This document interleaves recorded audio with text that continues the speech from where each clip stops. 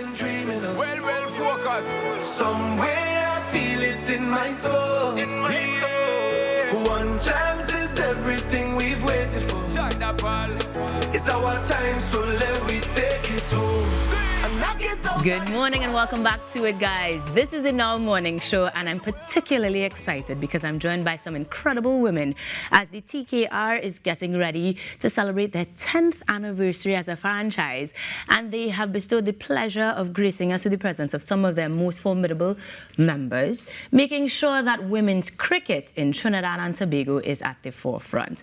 So let me welcome to the Now Morning Show Anisa Mohammed, the TKR team member and former West Indies player, as well as Jhulan, is it? How do I pronounce? Yeah, Jhulan. Jhulan Goswami, the first woman to take 200 wickets in cricket, first of all, but also a fast bowler and TKR women's team mentor and former India women's team player. Ladies, good morning and welcome to the Now. Good morning. Good morning to you. Delightful, because CPL itself gets us excited. So here we have women's cricket at the forefront with some incredible stars. So let me say thank you very much for making the time to have the conversation. But jumping right into it, the truth is the women's sport world doesn't get as much attention as the men. So let's dive into, from the perspective of a player, Anisa, currently, how would you describe the current investment, if you will, both from fans, from investors, other teams, into the world of women's cricket?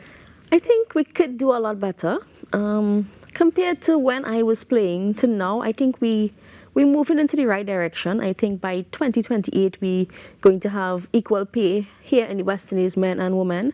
But in terms of sponsorship, we don't get that. What we lack in the Caribbean is opportunities. And we can't have more opportunities if we don't have more sponsorship. Kudos to Massey for taking up a 5-year contract and allowing us to have the CPL. However, we would like to see more persons jumping on board and have more franchise for women's cricket.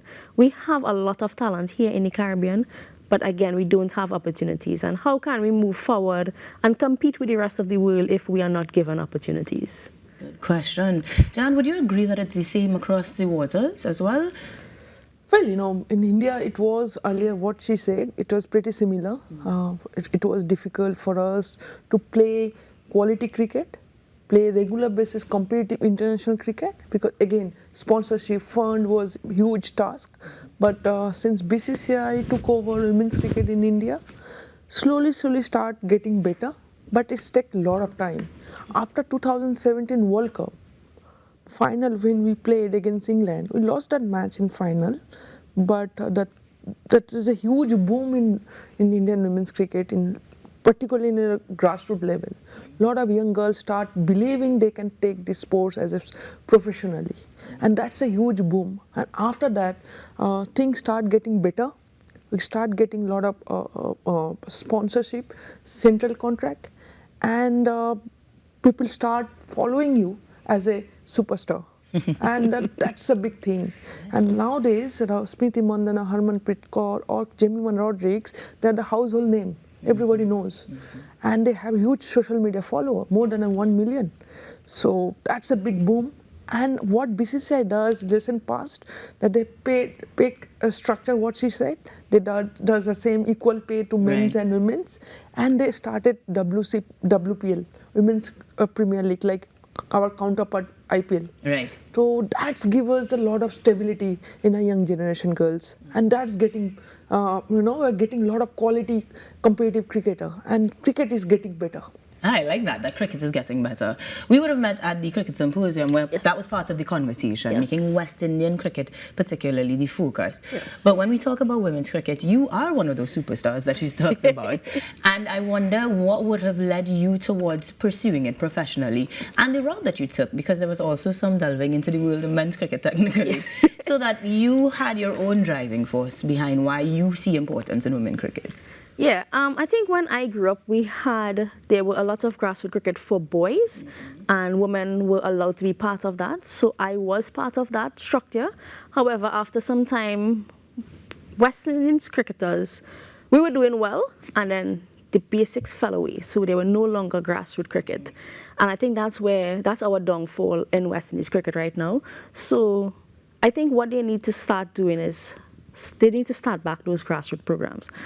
I now work at Sport TT, and I can tell you we are going into communities and starting cricket in communities. So we are hoping that we would be able to build back what we went through and have those grassroots programs, cricket in the communities, and hopefully 3, 4, 5 years down the road, we can start to produce a lot more good cricketers and hopefully help West Indies cricketers as well. All right, I like the planning because CPL is coming, Yes. and we need to make sure that the people are on board, making sure that they support maybe their favorite team and their favorite players alike. So when we talk about the matches coming up and the actual gameplay, we have to talk about expectation. Anisa, how are we feeling going into the tournament?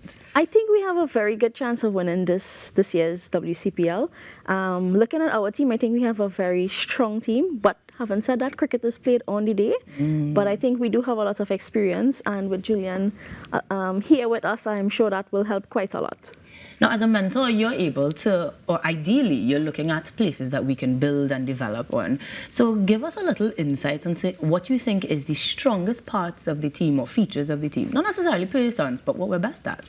I think we have very quality balanced side. We have good quality cricketer like Dandra as a leader, she lead the team and she loved to take the responsibility. That's a big thing in as a leader.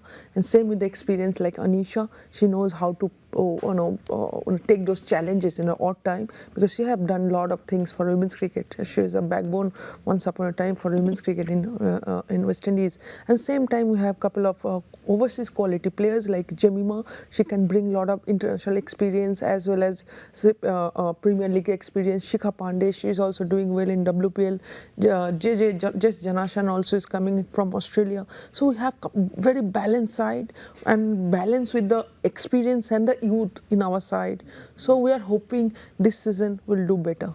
I like that you point out that you have the balance of youth as well, because that's the next step, getting a lot of youth involved with cricket. Like you said, it's much easier and much more attractive for young males usually, but the young women need to understand that they have iconic persons right here from Trinidad and Tobago, and let me say from Grandy particularly, that can definitely show them how it's done.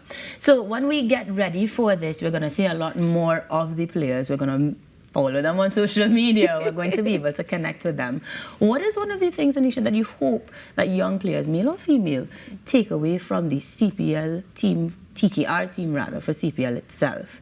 What I would like to see is our young players actually going to our overseas players and having conversations with them. You can learn a lot by just talking to these players. I have seen it in the past, and now I find a lot of our young players, they're a bit shy, but I hope they come out of their shells and try to get some knowledge from these overseas players. Like Jhulan said, we have a lot of experience in our team. We have a lot of international players who've played a lot of cricket and have many different experiences. And if you're able to have those conversations with them, I'm sure they will learn something from them. And in that case, tell me a little bit as to what you're going to teach those younger players, because as mentor, I mean, that's part of the responsibility. As a mentor, my role is very simple, try to communicate with them, try to get the information from them. First of all, what she said, they are very shy, and you have to go to them, you have to approach to them. Okay. You don't expect that they will come to you. You have to take initiative, and that is my role. Try to go there, knowing their background, and try to give them the understood that I am for you. I'm standing here, and whatever things if you need outside cricket, we are here to give you the best thing, best support, and you just go there, enjoy your game, try to gather some information and use in your cricketing expertise, like cricket field, practice sessions. That is how is the basics things I'm going to share my knowledge. Try to bring few international cricketers like Anisha, Jamie or JJ or Jess Janashan can come down to talk to those youngsters, and they are the future of West Indies cricket. They are the future of women's cricket. In women's cricket fraternity is a very small world. Yeah. So if you get more quality cricket on a regular basis, the women's cricket also grow in world-wise. So it's not about West Indies cricket. It's world-wise. We have to go to the women's cricket. And I feel you 100%, because what I'm hearing continuously is ridiculous support, and that is a beautiful part of the conversation. But for us non-cricketers, the spectators, how do we support you guys? What do you need to see for this upcoming CPL? what I would like to see is people actually stay back to see our game. A lot of times we have played before the men, and people, they usually come in just to see the men's game. This year they have tried something different, where West Indies men would play South African men, and we play in immediately after. What I would like to see is people actually stay and see us play. You know, just having that crowd support means a lot to us. Yeah, we need that support. Yes. And we can entertain them also. Yes. We can play better cricket. And we develop that. Yeah. The power, the boundaries, sixes, wicket, we can develop that. And we're doing that. And we just need your support and your belief that our girls are also doing the same thing.